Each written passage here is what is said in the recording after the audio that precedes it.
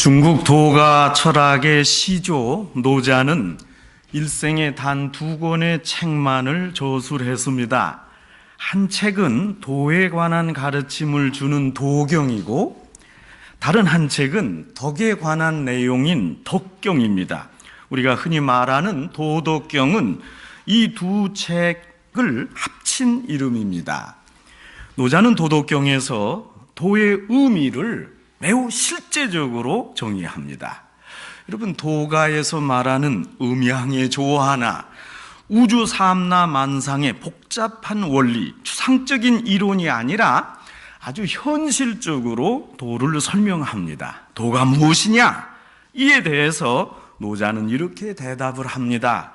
도는 사람이 선한 마음과 겸손한 자세로 살아가는 태도이다. 노자는 도에 대한 구체적인 예를 들면서 상선약수라고 말합니다. 최상의 선은, 최고의 도는 마치 물과 같다. 바른 도라는 것은 물과 같은 겸손함이다. 그런 의미입니다. 그렇다면 어떻게 물이 겸손의 상징입니까? 노자는 그 이유를 다음 몇 가지로 설명합니다. 우선 물은 만물에게 이로움을 주면서도 잘난 척하지 않습니다. 모든 동물, 식물에게 물을 제공하면서 이게 다 내 공로다 그러지 않습니다. 그래서 물이 겸손합니다. 또 물은 사람들이 가기 싫어하는 낮은 곳으로 흘러갑니다.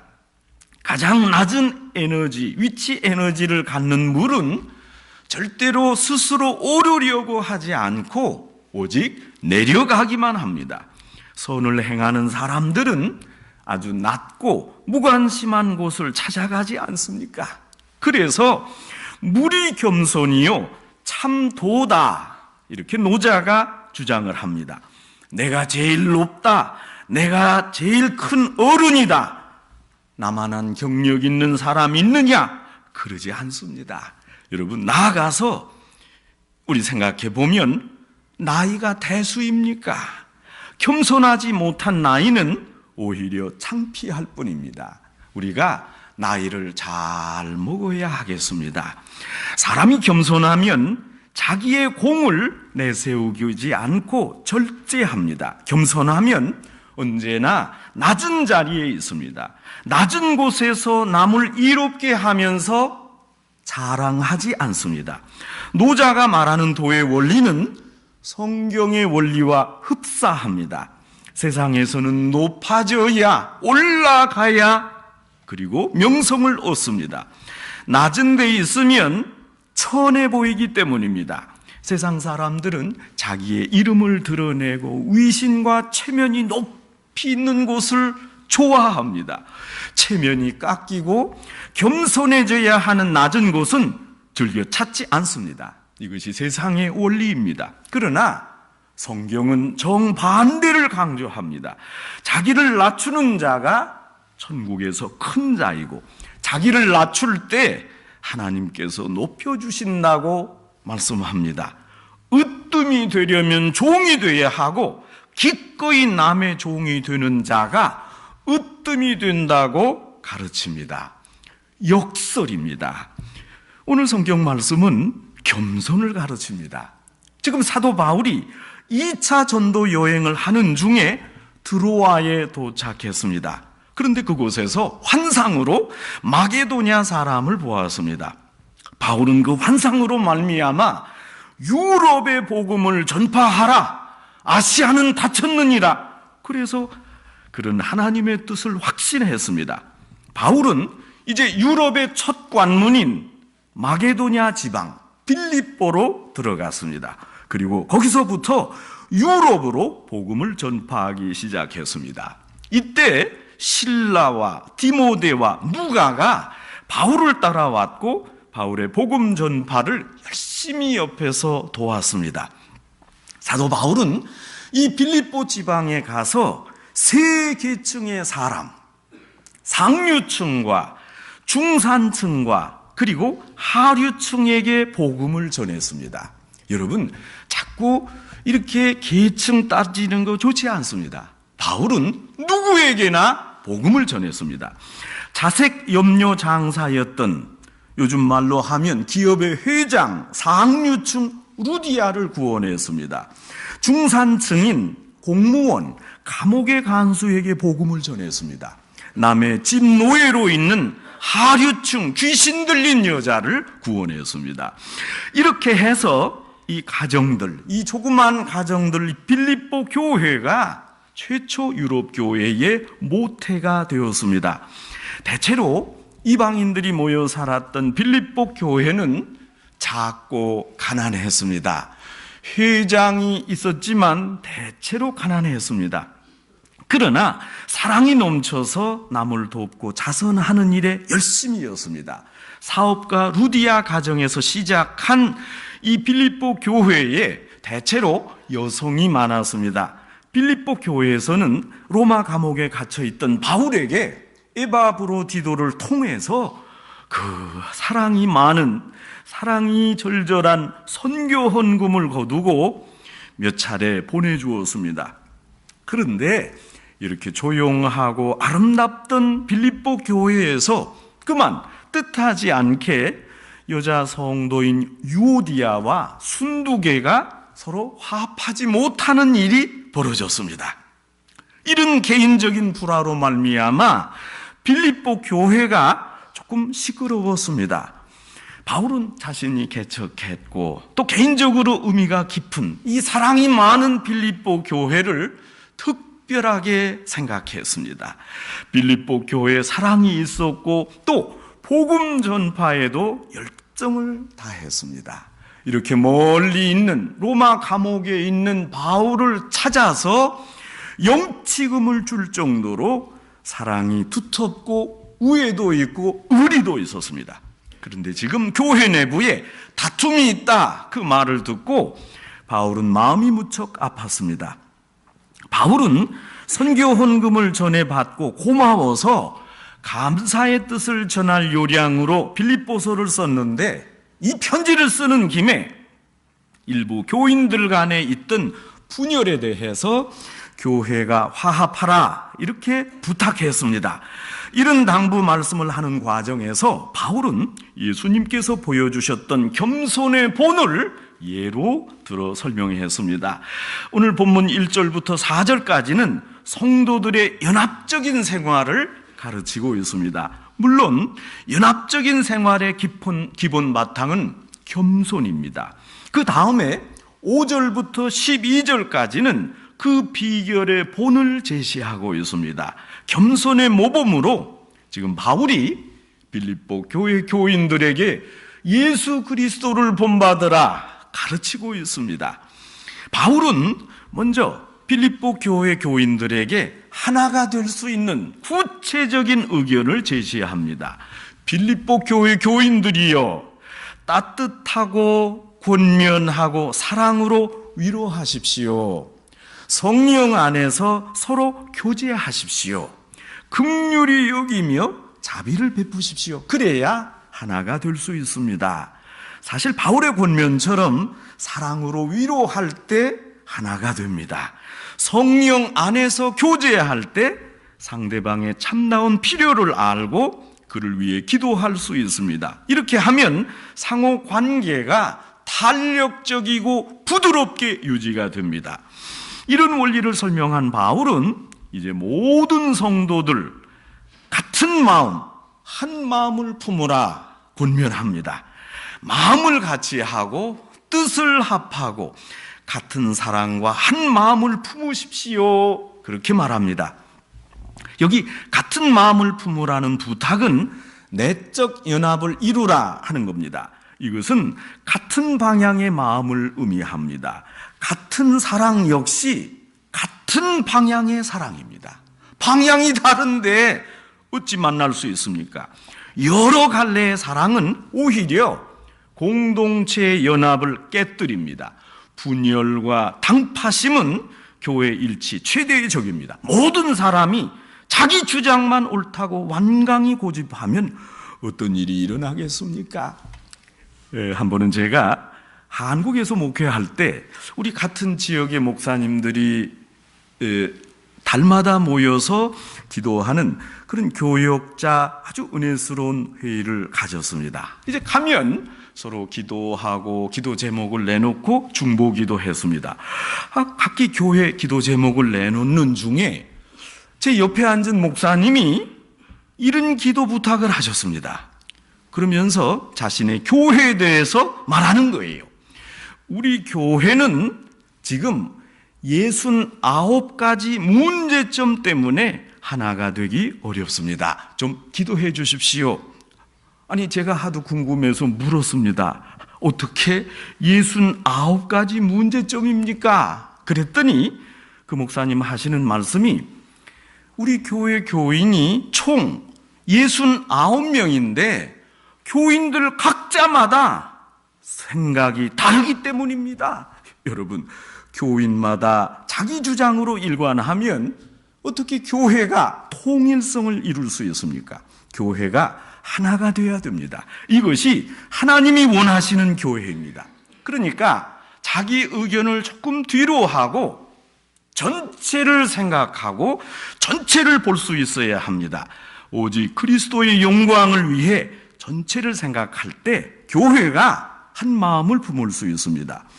빌립보 교회 교인들에게 겸손하여 하나가 되라 이렇게 가르친 후에 바울은 이 겸손의 본보기를 제시하고 있습니다. 여러분, 바울은 언제나 설교할 때 예를 들었습니다. 예수님의 마음을 지금 설명하고 있습니다. 사도 바울이 5절에서 너희들 모두가 이 마음을 품으라 이렇게 강조합니다. 이 마음은 그리스도 예수의 마음입니다. 하늘의 보좌와 특권을 버리시고 오직 겸손하게 순종해서 지금 본을 보이는 예수님, 그 그리스도의 마음을 본받으라 말씀합니다. 여러분, 오늘 본문 후반절 6절부터 11절은 아주 재미있는 구조로 바울이 설명하고 있습니다. 우선 6절부터 8절은 아래로 향하는 내용입니다. 하나님이신 예수님이 직접 하늘에서 내려오고 모든 고통을 당하시고 결국 십자가에 달리시기까지의 내용입니다. 그런가 하면 이제 9절부터 11절까지는 다시 올려지는 내용입니다. 이렇게 내려오신 예수 그리스도를 하나님께서 다시 높이시는 장면입니다. 그래서 이 부분은 아래로의 구조와 위로의 구조로 되어 있습니다. 예수님은 겸손하게 자신을 낮추십니다. 그러면 하나님이 다시 그 예수님을 제자리 원위치로 높여주십니다. 이 모든 과정이 바로 예수 그리스도의 생애요 겸손한 마음입니다. 사랑과 헌신으로 일관된 삶이 예수님의 일생입니다. 예수님께서 보여주셨던 겸손의 단계, 그것은 크게 두 단계입니다. 하나님이 사람이 되셔서 이 땅에 오셨던 단계와 또 사람이 되신 예수님께서 십자가에 달려 죽으신 단계입니다. 우선 첫째, 하나님이신 예수님께서 낮아지셔서 인간으로 이 세상에 태어나셨습니다. 이해할 수 없는 겸손입니다. 굉장한 겸손입니다. 그래서 오늘 본문 7절에는 이같이 하나님이 사람이 되신 표현을 종과 같이 되었다 바울이 표현합니다. 하나님께서 인간이 되신 겸손은 종이라는 단어에 잘 나타나 있습니다. 당시는 로마 식민지 시대였습니다. 여러분, 로마 시대에 종은 가장 천하고 모욕적인 신분이었습니다. 일단 종은 어느 재산도 소유할 수가 없었습니다. 종은 인격체가 아니었습니다. 그저 사고 파는 것이 합법적으로 승인된 소유물에 불과했습니다. 그러니까 종은 재산이었습니다. 몇 사람의 종을 거느리는가, 이것이 그 부의 표시였습니다.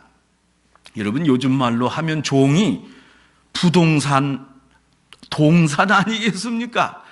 움직이는 동산으로 종이 들어갔습니다. 귀족들은 종을 선물로 주고받기도 했습니다. 만일 어떻게 하다가 남의 종을 죽였다 하더라도 문제되지 않았습니다. 이건 물품이니까, 재산이니까 돈으로 물어주거나 그와 비슷한 종으로 이렇게 드리면 됐습니다. 그러니까 종이라는 말이 얼마나 무섭습니까? 종이 된다는 것은 얼마나 비천하게 되는 겁니까? 하나님이 사람이 되셨다는 사실은 비천한 종이 된 것이나 같았습니다. 이제 둘째, 이렇게 사람으로 오신 예수님께서 십자가에 달려 죽으신 사실입니다. 예수님께서는 인간으로 이 세상에 오신 정도가 아니라 자신을 더 낮추어서 죽기까지 복종했습니다. 예수님은 하나님께 철저히 복종하셔서 결국 십자가에 돌아가셨습니다. 이것은 장소적 개념으로 봤을 때 하늘의 하나님이 이 땅에 오셨을 뿐만 아니라 여기서 죽으시고 저 밑 음부로 내려가셨습니다.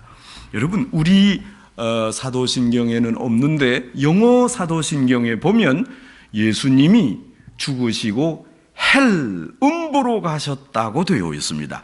많은 학자들에 의하면 예수님이 음부로 가셨던 3일, 그 40시간 동안 샅샅이 뒤지면서 전도했다, 이렇게 내려오고 있습니다. 이것은 기독교의 대신비입니다. 예수님이 이 땅에 오셨다는 것도 신비이지만 그런 예수님께서 죄인처럼 십자가에 달려 죽으셔서 음부로 가셨다, 이것 또한 신비입니다. 예수님은 아주 철저하게 낮아지셨습니다.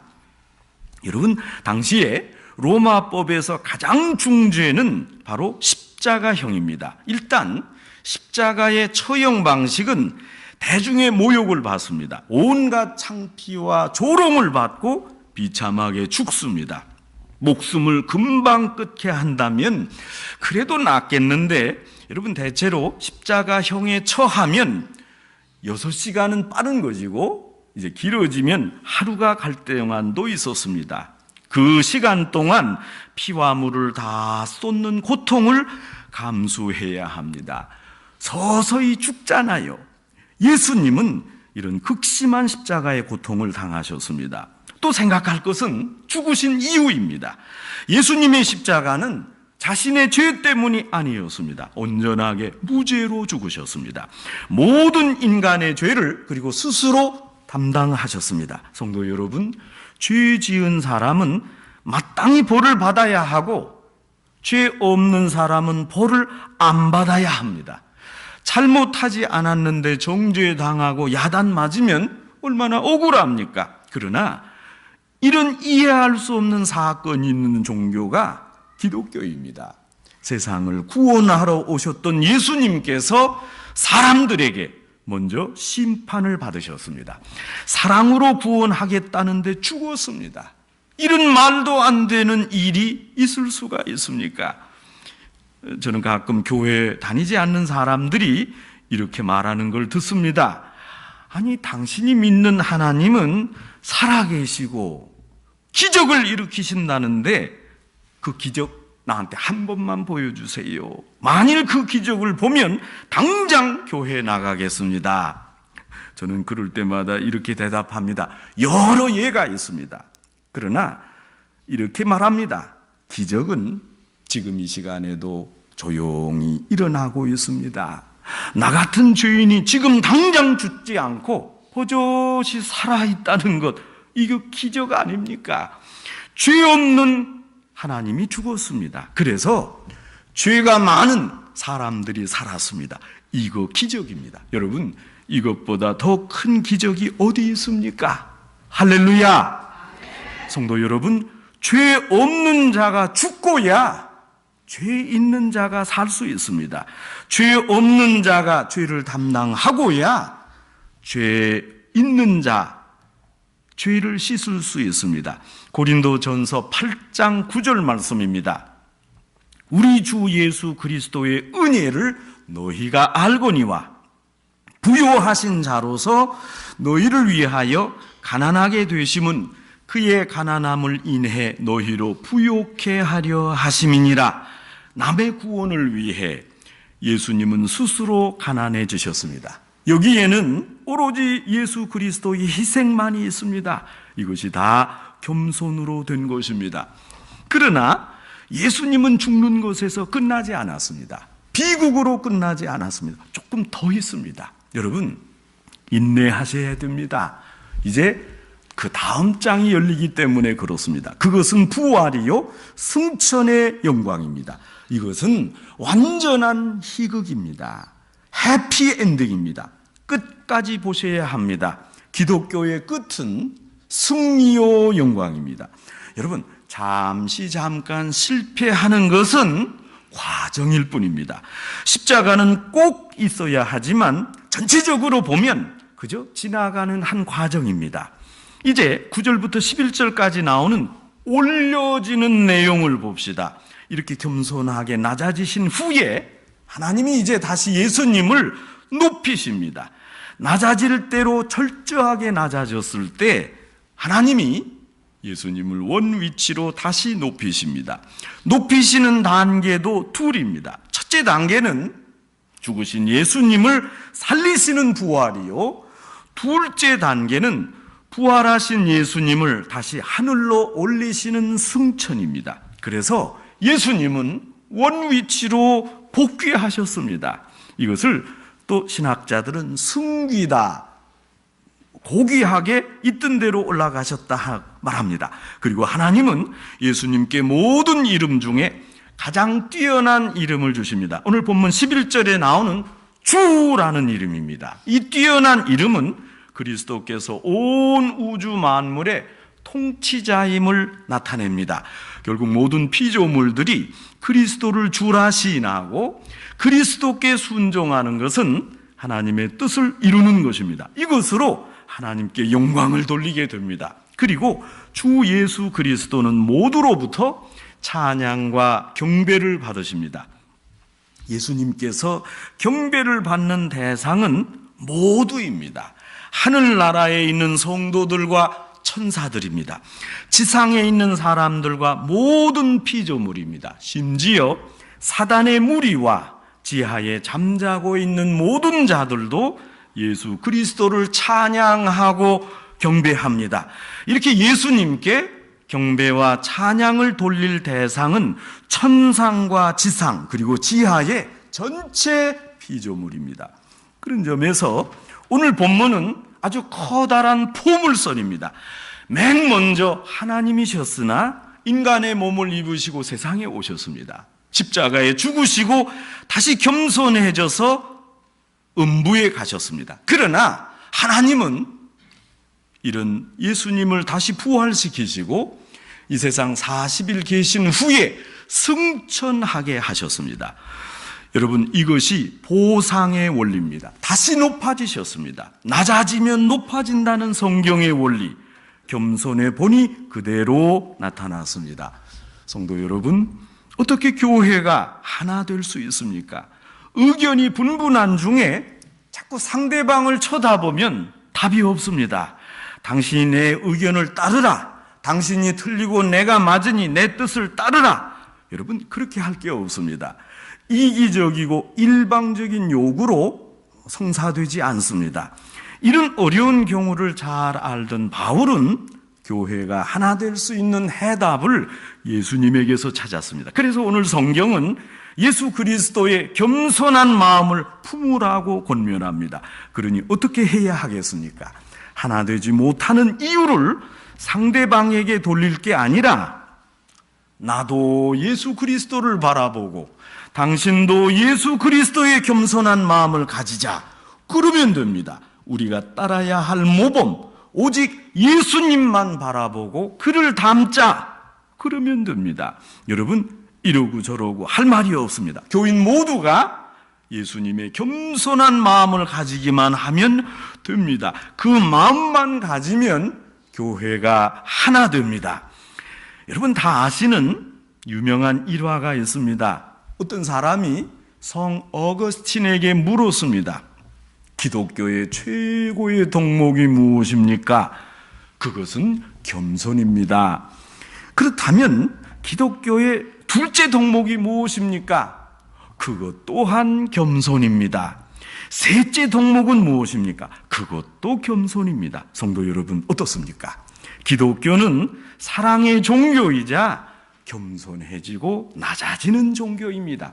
교만한 건 기독교가 아닙니다. 내 이름을 내세우는 것도 기독교가 아닙니다. 저분은 기독교인이 아니다 생각하면 됩니다. 내가 낮아져야 하고 상대방의 의견을 따라야 됩니다. 예수님은 일생 동안 겸손을 통해 사랑을 나타내셨습니다. 오늘 사도 바울은 우리에게 권면합니다. 이 마음, 이 그리스도의 겸손한 마음을 품으라. 그리스도 예수의 겸손한 마음을 품을 때 빌립보 교회처럼 교회가 하나 되고 교회가 평안하며 예수님의 사랑이 나타납니다. 예수님께서 부활하시고 이제 곧 승천하시고 재림을 약속하는 이 복된 계절, 예수님께서 보여주신 겸손한 마음을 여러분 모두 가지시고 예수님과 닮아가는 성도 여러분 되시기를 주님의 이름으로 축원합니다.